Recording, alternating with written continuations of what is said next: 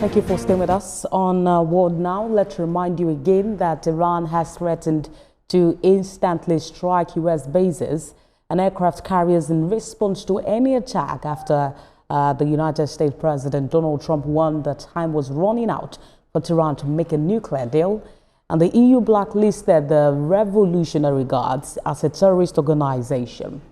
Iran's military spokesperson, Brigadier General Mohammed Akramenia, told the state television that U.S. aircraft carriers have serious vulnerabilities and that numerous U.S. military assets in the Gulf region are within the range of their medium-range missiles.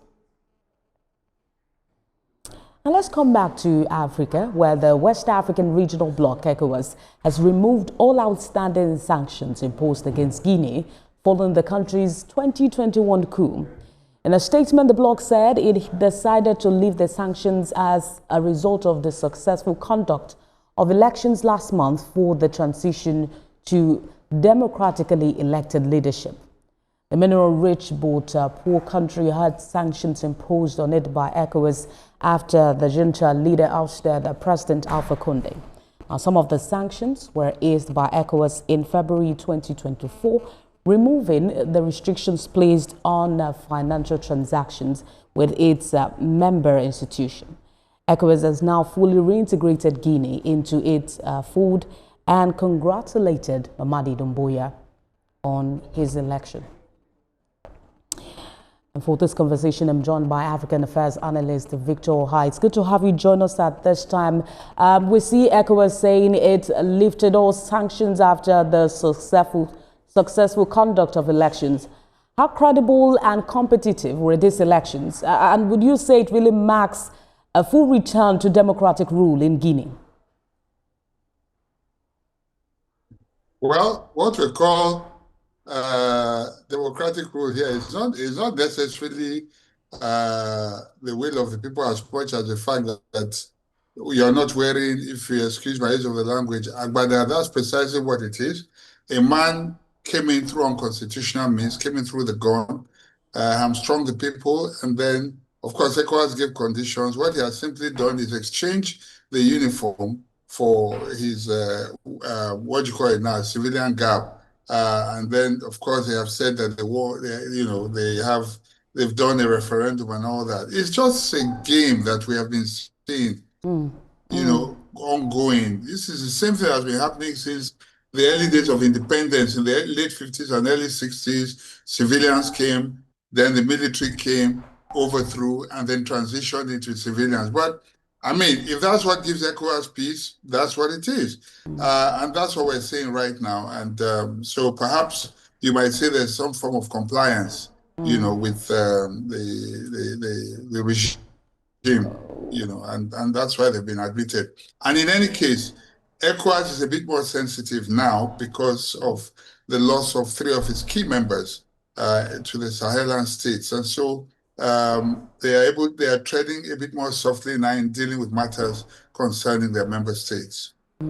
And there is the concern, because this is, raising questions about the legitimacy or credibility of the ECOWAS region. But there are concerns of this being a military power in civilian disguise. Like you said, we saw Doumbouya coming into power through a military coup. Now ECOWAS's decision risks legitimizing coup as a pathway to civilian leadership in the region. That's precisely what it is.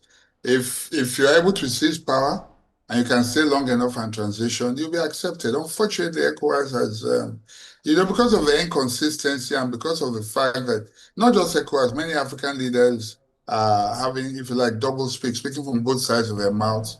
There's no consistency of policy and anything goes. And that's precisely what we're seeing here right now. The man came in through unconstitutional means. Now he has removed, like I said, exchanged, the uniform.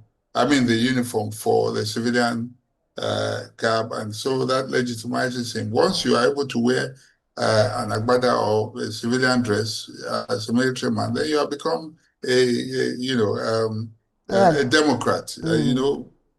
Give it whatever numbers you want, unfortunately.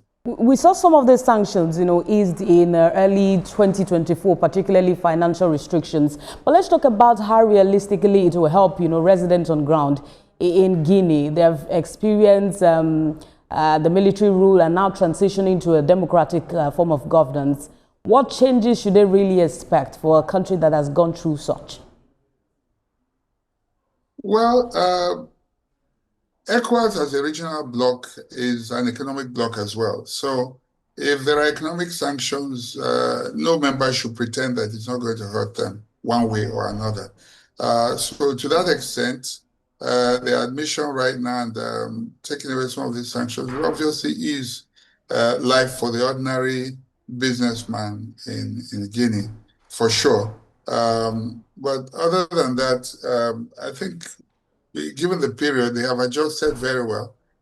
What you can say is that it might just get better for them. But we'll have to see what the military regime means, or this new civilian regime, what it means to the people. I don't see what difference it has made to the life of the ordinary man in Guinea. But of course, the sanctions being lifted would ease life a bit for their businessmen and consequently for their members. Wait out to see how this will really impact those who live in Guinea in terms of, democracy, and hoping that it doesn't go back to military influence under the guise of democracy. That's a fine place to leave it for now. Thank you for talking to us at this time. African Affairs Analyst Victor Ohai, thank you for joining us. Thank you for having me as always.